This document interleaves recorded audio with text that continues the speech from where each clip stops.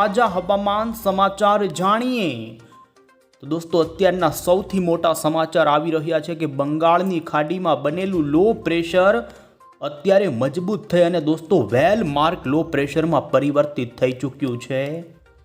આ ચોમાસાની બંગાળની ખાડીની પહેલી વરસાદી સિસ્ટમ કે જેણે દોસ્તો ચોમાસાને વેગ આપ્યો છે ને અત્યારે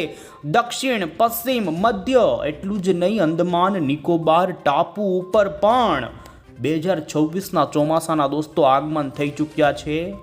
માત્ર હવામાન વિભાગ તરફથી જાહેરાત જ કરવામાં નથી આવી, બાકી બંગાળની ખાડીના આ વિસ્તારોમાં ચોમાસાનું આગમન થઈ ચૂક્યું છે ને દોસ્તો હવે પછી થઈ જજો તૈયાર, કારણ કે ધીમે ધીમે આપણા ગુજરાત રાજ્યના વાતાવરણમાં પણ આવશે મોટો પલટો। દોસ્તો આપણે ખાસ જાણીશું કે શું બંગાળની ખાડીનું આ વેલ માર્ક લો પ્રેશર આગળ મજબૂત થઈને શું વાવાઝોડા સુધી મજબૂત થઈ શકે છે કે નહીં। તો બીજી તરફ તમે દોસ્તો જોઈ શકો છો અત્યારે આવી રહેલી મોડેલોની આ માહિતી અનુસાર જોઈ શકો છો અરબી સમુદ્રની અંદર પણ આવનારા દિવસોની અંદર દોસ્તો મોટી સિસ્ટમ બની શકે છે ને જે પણ અરબ સાગરમાં વાવાઝોડાનું રૂપ ધારણ કરી શકે તેવા અત્યારે દોસ્તો મોડેલો બતાવી રહ્યા છીએ। ત્યારે આપણે આજના વિડીયોમાં જાણીશું કે શું આવનારા દિવસોમાં કોઈ વાવાઝોડાનો ખતરો તોળાઈ રહ્યો છે કે નહીં।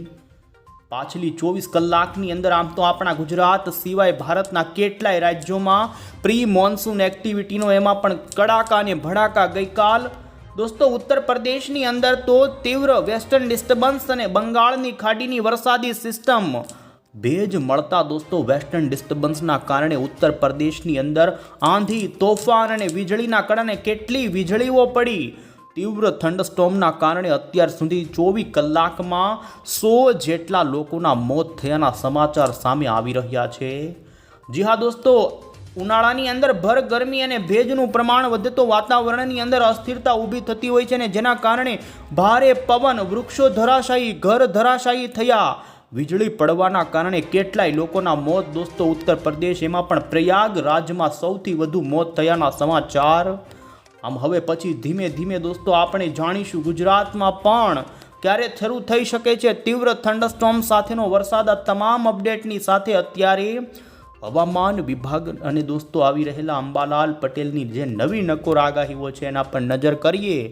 એ પહેલાં તો તમે અમારી આ મજેદાર યુટ્યુબ ચેનલ પર નવા છો તો ખાસ મિત્રો આ ચેનલને સબસ્ક્રાઈબ કરી દેજો। સૌથી પહેલાં તો દોસ્તો અત્યારે અમે તમને જોઈ શકો છો ભારતનું ઉપગ્રહ ઉપરથી લેવામાં આવેલું સેટેલાઇટ ઇમેજ લાઈવ અહીં બતાવી રહ્યા છીએ।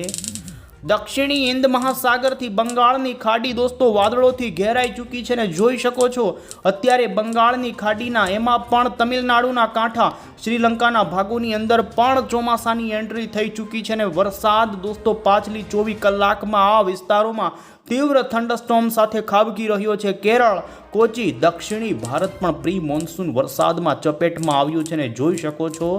દોસ્તો અત્યારે બંગાળની ખાડીના કાંઠાના રાજ્યો તમિલનાડુ, ઓડિશા, આંધ્રપ્રદેશ વેલમાર્ક લો પ્રેશરના કારણે પવનો ફૂંકાવાના લઈ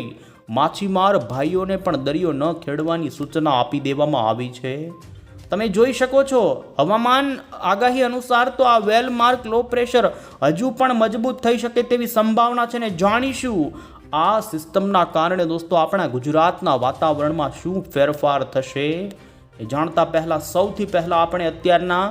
હવામાન વિભાગના આવી રહેલા આવનારા દિવસોના આગાહીના નકશાઓ ઉપર નજર કરીએ તો તમે જોઈ શકો છો દોસ્તો IMDનો અત્યારનો લેટેસ્ટ ભારતના તમામ રાજ્યનો વરસાદની આગાહીને લઈને નકશો, જેમાં આજે આપણા ગુજરાત સિવાય ભારતના તમામ રાજ્યની અંદર છૂટાછવાયા વિસ્તારોમાં મેઘગર્જના સાથેના વરસાદની આગાહી ભારતીય હવામાન વિભાગ તરફથી કરવામાં આવી છે। જોકે દોસ્તો આજથી હવે પછી ધીમે ધીમે ગરમીનું પ્રમાણ ઘટી શકે છે। 15 મેનો પણ ભારતના તમામ રાજ્યોનો આગાહીનો નકશો જોઈ શકો છો, જેમાં ઉત્તરના, દક્ષિણના અને પૂર્વી ભારતના ભાગોમાં વરસાદની આગાહી, ભારે પવન અને તીવ્ર થંડરસ્ટોર્મ તો બીજી તરફ વાવાઝોડા સાથે વરસાદ પડવાની સંભાવના હવામાન વિભાગે વ્યક્ત કરી છે। તમે દોસ્તો જોઈ શકો છો 15 મે ઉપર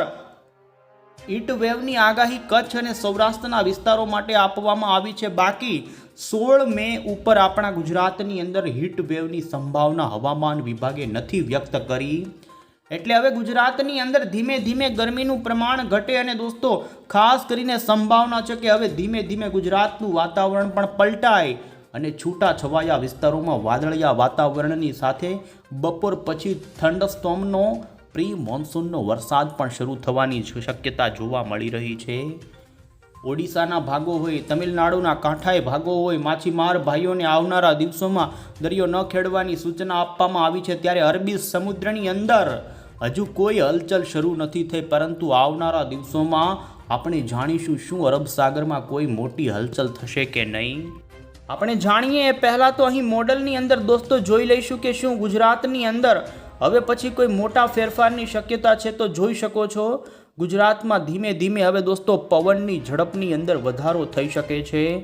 હાલ મોડલના અભ્યાસ અનુસાર તો ગુજરાતના સૌરાષ્ટ્રના જોઈ શકો છો ભાવનગર, અમરેલી, જામનગર, રાજકોટ જેવા અમુક છૂટા છવાયા વિસ્તારોમાં આવતીકાલથી ગાજવીજ સાથે પ્રી મોન્સૂન એક્ટિવિટી બપોર પછી વધે તેવી હાલ અહીં દોસ્તો મોડલોની અપડેટ સામે આવી રહી છે. જો કે આમ જોઈ શકો છો 16 મેનો પણ અમે ગુજરાતનો વરસાદની આગાહીનો અહીં મોડલની અંદર નકશો બતાવી રહ્યા છીએ, જેમાં 16 તારીખે બપોર પછી સૌરાષ્ટ્રના કેટલાક છૂટા છવાયા વિસ્તારોમાં તો દક્ષિણી ગુજરાતના વાતાવરણમાં પણ વાદળ છાયા વાતાવરણ અને કેટલાક વિસ્તારોમાં છૂટો છવાયો વરસાદ પણ શરૂ થઈ શકે. એટલું જ નહીં, તમે જોઈ શકો છો 17 મે આમ હવે પછી ધીમે ધીમે ગુજરાતના વાતાવરણના તાપમાનની વાત કરીએ તો જો કે હજુ મધ્ય ગુજરાત અને એ લાગુ વિસ્તારોની અંદર 40 થી 41 ડિગ્રી સુધીનું તાપમાન જઈ શકે, પરંતુ પવનની ઝડપ વધતા અચાનક જ દોસ્તો પવન વધવાના કારણે તાપમાનની અંદર હીટ વેવ જે અત્યાર સુધી પડતી હતી તે ન પડે, પરંતુ ધીમે ધીમે પ્રી મોન્સૂનના છૂટા છવાયા વરસાદી ઝાપટા તો ગાજવીજવાળા વરસાદો પણ શરૂ થઈ શકે છે. આપણે જણાવી દઈએ કે બંગાળની ખાડીમાં અત્યારે દોસ્તો જે વેલ માર્ક લો પ્રેશર છે તે આવનારી કલાકોમાં કઈ દિશા તરફ આગળ વધે અહીં મોડલમાં જોઈ શકો છો. હવામાન વિભાગે જણાવ્યું છે કે આ વેલ માર્ક લો પ્રેશર હજુ થોડું મજબૂત થાય, જો તમિલનાડુના દરિયાઈ કાંઠા સુધી વધુ નજીક આવે તો હવે પછી તે ધીમે ધીમે યોગ્ય પરિમળ ન મળવાના કારણે નબળું પડી અને જોઈ શકો છો બંગાળની ખાડીના કાંઠાઈ દરિયાઈ જે રાજ્યો છે તે વિસ્તારો ઉપર દોસ્તો ભારે પવન સાથે વરસાદ આપી આ વેલ માર્ક લો પ્રેશર એટલે કે લો પ્રેશર જેવી સિસ્ટમ નબળી પડી શકે છે. સંભાવના છે કે આ સિસ્ટમના કારણે દોસ્તો આપણા ગુજરાતના વાતાવરણની અંદર ડાયરેક્ટલી આ સિસ્ટમ આપણને અસર ન કરે, પરંતુ ગુજરાતના વાતાવરણની અંદર જે આવનારા જેમાં પણ 16 તારીખ પછીના દિવસોની અંદર હીટ વેવમાંથી આપણને રાહત મળશે. ગુજરાતના વાતાવરણમાં ભેજનું પ્રમાણ વધવાને લઈ અને વાદળછાયું વાતાવરણ રચાઈ શકે છે. જો કે આ સિસ્ટમના કારણે ગુજરાતમાં કોઈ મોટી આફત વાવાઝોડા જેવી સંભાવના નથી, પરંતુ અમે હવે પછી તમને દોસ્તો આવનારી GFS મોડલની અપડેટ અહીં બતાવી રહ્યા છીએ, જેમાં તમે જોઈ શકો છો અમેરિકન મોડલની અત્યારે ચોંકાવનારી એક અપડેટ સામે આવી રહી છે, જેમાં દોસ્તો ખાસ કરીને 20 અને 21 મે ઉપર દક્ષિણી અરબ સાગરના કાંઠાના ભાગોમાં જોઈ શકો છો માલદીવ્સથી દૂર અરબી સમુદ્રની અંદર ફરી એક ચક્રવાતી પરિભ્રમણ ઊભું થવાની સંભાવના છે. 20 તારીખ પછી અરબ સાગરમાં મોટી હલચલના એંધાણ સેવાઈ રહ્યા છે. અહીં તમે જોઈ શકો છો 22 અને 23 મે ઉપર કર્ણાટકના દરિયાની અંદર એક ચક્રવાતી પરિભ્રમણ લો પ્રેશરની અંદર પરિવર્તિત થાય તેવું અત્યારે દોસ્તો લાંબા ગાળાના મોડલ અમેરિકન મોડલમાં બતાવવામાં આવી રહ્યું છે. હાલ સંભાવના છે કે અરબી સમુદ્રમાં કર્ણાટકના કાંઠાઈ ભાગોમાં 24 મેના દિવસે લો પ્રેશર મજબૂત થઈ અને ડિપ્રેશન તો 25 તારીખે જોઈ શકો છો તે ડીપ ડિપ્રેશનની કેટેગરીમાં પરિવર્તિત થઈ શકે છે. હાલ આ સિસ્ટમ અરબી સમુદ્રની અંદર ધીમે ધીમે ગુજરાતના દરિયાઈ કાંઠાના વિસ્તારો એમાં પણ જોઈ શકો છો 26મી મે ઉપર મહારાષ્ટ્રના પુણેના દરિયાથી દૂર વાવાઝોડા સુધીની કેટેગરી સુધી મજબૂત થાય. જોઈ શકો છો ગુજરાતના ખૂબ જ નજદીક દરિયાઈ કાંઠા સુધી આવી શકે, પરંતુ 26 અને 27મી મે ઉપર આ સિસ્ટમ ત્યાંથી વળાંક લઈ ગુજરાતના દૂરના દરિયાથી ઓમાન દેશ ઉપર ફંટાઈ જાય તેવી હાલ સંભાવના જોવા મળી રહી છે. એટલે દોસ્તો અત્યારની અમેરિકન મોડલની આવી રહેલી અપડેટ આવનારા દિવસોમાં અરબી સમુદ્રમાં નબળા પ્રકારના વાવાઝોડા જેવી એક સિસ્ટમ બની જાય અને તે સિસ્ટમને જોઈ શકો છો દોસ્તો અહીં 50 થી 40 કિલોમીટર પ્રતિ કલાકની ઝડપના દરિયામાં પવનો ફૂંકાય, માછીમાર ભાઈઓને તે સમયગાળા દરમિયાન વોર્નિંગો આપવામાં આવી શકે, પરંતુ અરબ સાગરમાં બનેલી આ સિસ્ટમ ઓમાન દેશ ઉપર ફંટાઈ જાય અને ગુજરાતને તેના કારણે માત્ર વરસાદ સિવાય કોઈ મોટી અસર ન થાય તેવી હાલ દોસ્તો આગોતરા એંધાણની મોટી અત્યારે જોવા મળી રહી છે માહિતી. અને ત્યારે હવે પછી આપણે દોસ્તો હવામાન નિષ્ણાંત એવા અંબાલાલ પટેલની અત્યારની જે નવી આગાહી સામે આવી છે તે જાણીએ. તો અંબાલાલ પટેલ તરફથી પણ દોસ્તો વરસાદની એક્ટિવિટીની તારીખની જાહેરાત કરી દેવામાં આવી. અંબાલાલ પટેલે જણાવ્યું કે હવે ગુજરાતમાં ધીમે ધીમે ગરમીનું પ્રમાણ ઘટે, તેમ છતાં સુરેન્દ્રનગર અને મધ્ય ગુજરાતમાં હજુ પણ 40 થી 41 ડિગ્રી સુધીનું તાપમાન જાય. પરંતુ તેમણે આગાહી આપતા જણાવ્યું કે 19મી મે થી 23મી વચ્ચે રાજ્યના વિવિધ ભાગોની અંદર છૂટો છવાયો પ્રી મોન્સૂનનો વરસાદ શરૂ થાય તેવી પૂરેપૂરી શક્યતા હવે જોવા મળી રહી છે. 18 અને 19 તારીખ પછી ગુજરાતમાં છૂટો છવાયો વરસાદ શરૂ થવાની આગાહી. તો દોસ્તો 22-23 મે દરમિયાન દરિયામાં એક નવી સિસ્ટમ સક્રિય થાય તેવું અનુમાન અંબાલાલ પટેલે દોસ્તો વ્યક્ત કર્યું છે. કેરળના દરિયાકાંઠે દોસ્તો ચોમાસાની તારીખ આપતા તેમણે કહ્યું કે 24 અને 25 મેની આસપાસ આ વર્ષનું ચોમાસું કેરળ પહોંચી જાય તેવી શક્યતા છે, અને જેના કારણે અરબ સાગર વધુ સક્રિય ત્યાર પછી બને અને ગુજરાતમાં પણ વહેલા ચોમાસાની અને વહેલો વરસાદ આવે તેવી દોસ્તો આશા બંધાય તેવી આગાહી અંબાલાલ પટેલે કરી છે.